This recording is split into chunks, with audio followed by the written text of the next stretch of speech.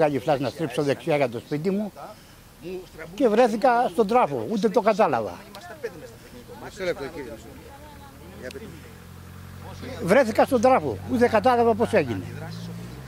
Ο άνθρωπος έχει 200 μέτρα φρένο.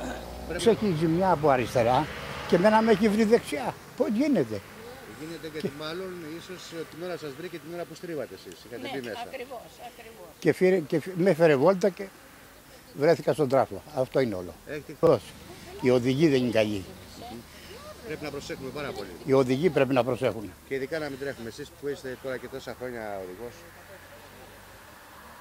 15 φορές πήγα Γερμανία και γύρισα και δεν έπαθα γρατζουνιά.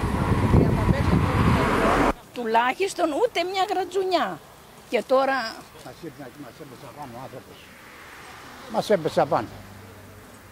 Πρέπει να τρέχει πολύ. Τι συστήνεται, να μην τρέχουμε? Βεβαίως.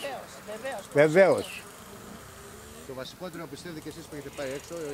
Δεν φτάνει μόνο να προσέχω εγώ, αλλά να προσέχει και ο πίσω τι κάνει και πώς έρχεται. Έτσι μόνο. Αυτό έλεγαν οι Γερμανοί. Όταν θα πάρει το δίπλωμά σου, δεν είναι ανάγκη να προσέχεις εσύ τον εαυτό σου, αλλά να προσέχεις και τον άλλον. Πάλι καλά τουλάχιστον που δεν θερνήσαμε και... Αυτό είναι το ευτύχημα. Είχαμε Άγιο.